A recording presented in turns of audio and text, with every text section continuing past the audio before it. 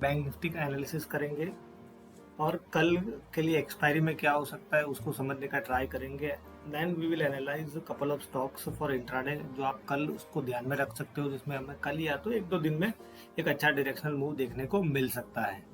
तो सबसे पहले हम निफ्टी का डेली चार्ट देखें तो आरएसआई देखो आप 60 के आसपास सपोर्ट ले रही थी, बट उसने ब्रीच किया है। हालांकि निफ्टी 20 ईएमए पे कांस्टेंट सपोर्ट ले रहा है और 200 एसएमए और 20 ईएमए के बीच ट्रेड कर रहा है। डिस्पाइट इतना सेलिंग आया रिलायंस में भी आज, तो देखो उसने 20 ईएमए को होल्ड करके रखा है। और एडीएक्स क्या है कि एडीएक्स इज अबाउ 25। तो यहाँ पर अभी तो क्या है कि क्लियरली हम कह सकते हैं कि स्ट्रक्चर भी अभी इतना खराब नहीं हुआ है। और हम छोटे टाइम फ्रेम में जाके देखें यहाँ पर तो क्लियरली देखो एक ब्रॉडर रेंज में वो फंस गया है। मतलब हम बोले तो 10,550 10,850 है, 300 पॉइंट की एक ब्रॉडर रेंज है, उसमें वो ट्रेड कर रहा है। और अब क्या है कि 550 का एक बहुत ही इंपॉर्टेंट सपोर्ट लेवल हो गया है। अगर उसको ब्रीच किया तो एक नीचे की साइड में मूव दे सकता है, और ऊपर हम 850 के ऊपर वो सस्टेन हो गया तो फिर क्या है कि 11,000 के ऊपर भी निकलने का ट्राई कर सकता है। तो अब कल कैसे मार्केट ओपन होते हैं उस पर बहुत डिपेंड करेगा, क्योंकि अगर कल गैप अप हुआ और वो गैप होल्ड हो गई तो क्या है कि धीरे धीरे हमें स्ट्रेंथ बिल्डअप होगी, ऐसा मुझे लग रहा है। तो अगर यहाँ पर आपको मतलब एक रिस्क लेना हो तो definitely we can buy with the stop loss of 10,550 के आसपास आप बाय कर सकते हो। या तो फिर ये एक इमीडिएट रेजिस्टेंस था जो पहले सपोर्ट था, अब क्या है कि उसके ऊपर वापस ट्रेड करना स्टार्ट करें तो दैट वाज अराउंड 10,700। तो 10,700 के ऊपर भी अगर टिक गया मार्केट तो then you can go long. अब हम बैंक निफ्टी का एक डेली का स्ट्रक्चर देखते हैं यहाँ पर कि बैंक निफ्टी में क्या लग रहा है। देखो फ्रेंड्स, बैंक निफ्टी में आज क्या है कि उसने कल के लो को ब्रीच नहीं किया है डिस्पाइट दिस विशियस सेलिंग। अब जिस तरह से बैंक निफ्टी गैप अप हुआ था और होल्ड कर रहा था और शार्प करेक्शन आया है इंट्राडे में, और कहाँ सपोर्ट ले रहा है। अब देखो it is taking support at 50 EMA, 50 EMA के आसपास कांस्टेंट सपोर्ट ले रहा है। और यहाँ पर ये जो दो लो बने, दिस टू लोज आर मतलब एक बहुत ही अच्छे रेफरेंस बन जाएंगे। अब वो है 21,200 के आसपास। और छोटे टाइम फ्रेम में हम देखे जाके तो यहाँ पर आपको क्लियरली बैंक निफ्टी में दिखेगा कि एक स्ट्रॉन्ग सपोर्ट जोन में है। तो अगर कल ये भी गैप अप होता है तो क्या है कि बहुत ही स्ट्रॉन्ग डायरेक्शनल मूव दे सकता है, या हम कह सकते हैं कि एक शार्प बाउंस यहाँ से आ सकता है। यहाँ पर देखो आप ट्रिपल बॉटम जैसा उसने बनाया है, ठीक है। तो यहाँ पर बैंक निफ्टी को शॉर्ट करके काम करना थोड़ा मुश्किल होगा अनलेस एंड अनटिल ये सपोर्ट जोन के नीचे नहीं ट्रेड करता है, तब तक क्या है कि उसमें आप शॉर्ट नहीं कर सकते।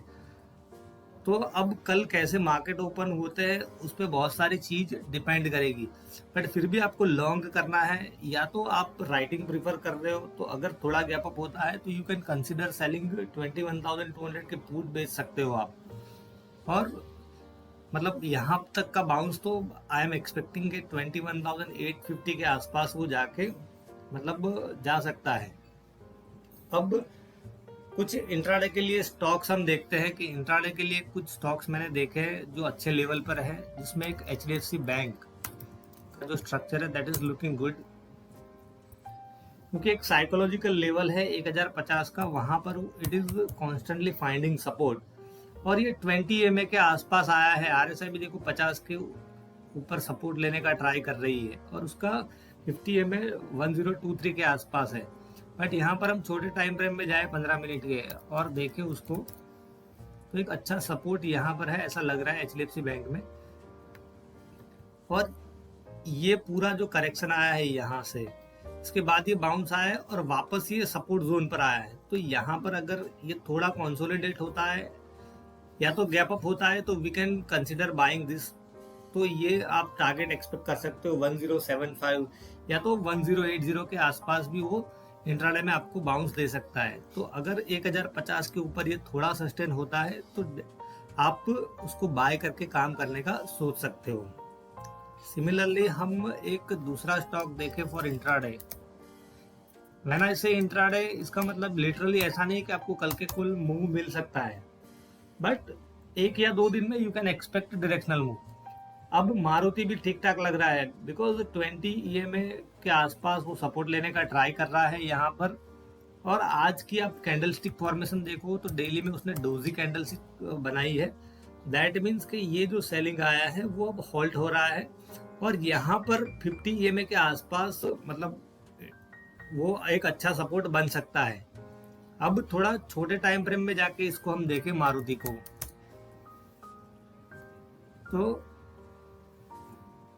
ये देखो मैंने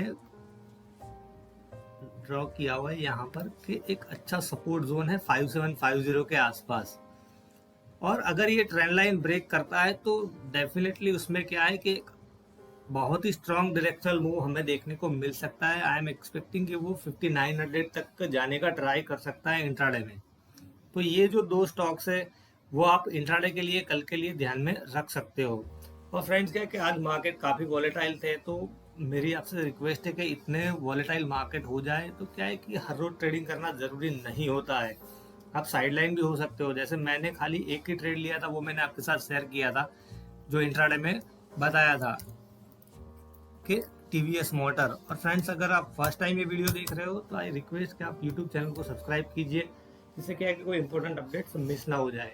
this was a high quality trade setup जब हम स्क्वीज प्ले में करते हैं, राइट। यहाँ पे देखो स्क्वीज प्रीवियस डे हाई के आसपास it was constantly finding support और मार्केट भी प्रेशर में थे, तो क्या है कि it was trying to show some strength. तो यहाँ पर 91 के आसपास मैंने एंट्री ली थी और मेरा एक ही ट्रेड था। फिर देन ग्रेजुअली यहाँ पर मैंने मतलब मिडल बैंड को उसने टच किया, तो जो मेरा ट्रेल स्टॉप लॉस यहाँ पे ट्रिगर हो गया था। बट ऐसे हाई क्वालिटी ट्रेड सेटअप्स, ऐसे जब मार्केट वॉलेटाइल हो जाते हैं तो you have to be very choosy, बहुत ही चूजी हो जाओ और एक मतलब क्वालिटी सेटअप अपना जो हो उसी पे ट्रेड करने का ट्राई करो। तो आई होप कि ये वीडियो से आपको जरूर हेल्प मिलेगी। Thank you friends.